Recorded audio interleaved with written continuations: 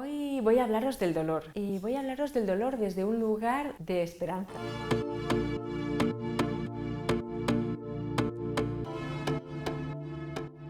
Entendiendo el dolor, posiblemente estemos emprendiendo el camino a disminuir el dolor. Podríamos decir que el dolor es una experiencia gracias a nuestro sistema nervioso.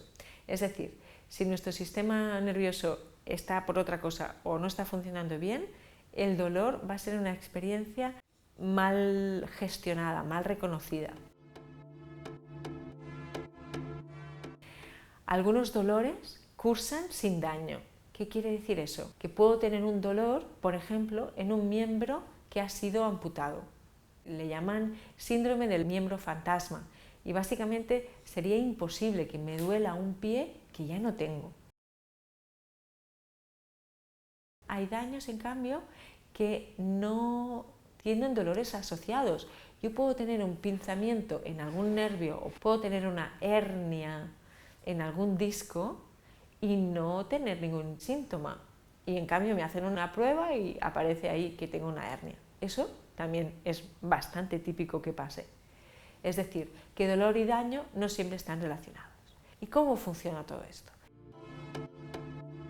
Hay una serie de estímulos que a través de los nervios periféricos llegan al sistema nervioso central desde la médula hasta estructuras un poco superiores y de ahí hay como una serie de zonas del cerebro que entran en acción. Solo cuando una de estas zonas es el córtex, la parte más superficial del cerebro, que más o menos ocupa como un grosor de 6 tarjetas de crédito puestas todas juntas, ¿sí? Ese grosor, solo cuando el estímulo llega allí, yo soy consciente. Entonces, si yo me doy cuenta de que tengo un dolor, es que el dolor o el estímulo ha llegado a esta parte cortical. ¿Cuáles son las condiciones para que el dolor se haga consciente? Básicamente, la más importante es que el sistema nervioso considere eso amenazante. Quizás es la única, porque puede haber, como decíamos, daño sin dolor, porque el sistema nervioso, aunque tal vez considere que eso es amenazante, ahora mismo no es muy importante porque hay algo más amenazante como salvar la vida y en ese momento se cortan cualquier tipo de señalización desde la periferia. O puede ser que no haya ningún tipo de lesión, pero hay algo que el sistema nervioso considera amenazante y te manda la señal de que te duele esa zona. En ese caso tendríamos este tipo de situaciones en las que yo tengo un dolor, me hago 1000 pruebas y hasta el momento no consiguen detectar cuál es el problema, pero a mí me duele. Podemos empezar a ver que el dolor no siempre es del todo fiable. Puede ser que la realidad no sea tal cual me la estoy contando. El caso es que cuando yo tengo un dolor relacionado con una lesión, puedo ver la lesión, puedo ver cómo esa lesión se cura, ese dolor agudo va a durar pocas semanas y va a ir mejorando a medida que yo puedo percatarme de que esa lesión ya no es una amenaza. Cuando hay una lesión que yo no puedo supervisar, que no puedo ver cómo se cura, ese dolor puede estar un poquito más en el limbo y dependerá mucho más de mis creencias y también de mi grado de salud del sistema nervioso. Un sistema nervioso que descansa bien, que se mueve, que no está muy intoxicado, es un sistema nervioso que normalmente va a reaccionar un poquito más ágilmente ante las amenazas que se va encontrando, como un salto de obstáculos casi lúdico, ¿no? Ahora hay esto, ahora me ocupo del otro, voy descansando y estoy a gusto. Un sistema nervioso que no puede descansar bien, que no puede recibir la calidad de nutrientes que necesita, que no se mueve, que permanece anquilosado, es un sistema nervioso que normalmente se va a quejar más, va a estar menos feliz.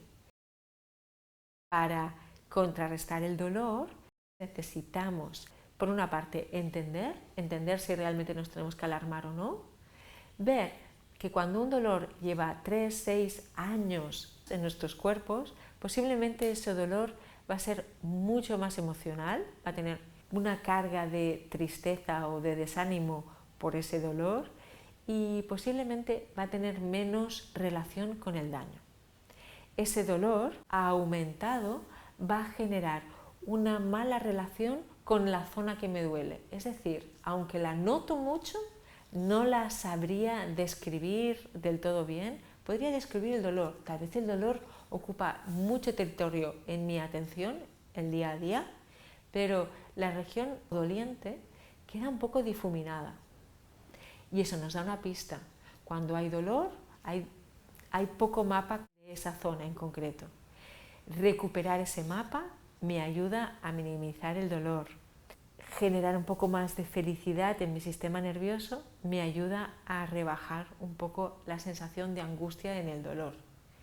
Con lo cual, redibujar el mapa es, por ejemplo, técnicas de meditación que me ayudan a escanear cómo está mi cuerpo, mi cantidad de vitalidad que haya en el momento presente. Y por otra parte, la atención sostenida durante un tiempo en algo neutro de mi cuerpo como la respiración también es una práctica que me puede ayudar a aumentar mi contento. Cuanta más felicidad y más contento, menos obsesión por el dolor. Cuanto mejor está representado mi cuerpo, menos sensación dolorosa.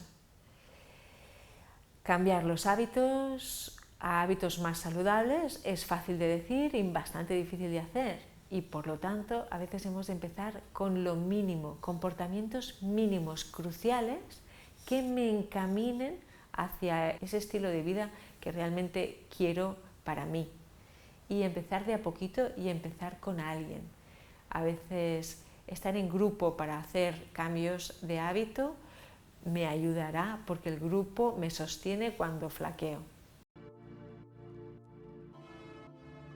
El resumen es, ¿podemos hacer cosas? Sí, entender el dolor es crucial, entender que a veces lesión y dolor no son equiparables, que el dolor de largo recorrido al que le llamamos crónico nos puede inducir a pensar que ese dolor ha venido para quedarse y eso puede ser una creencia limitante y falsa.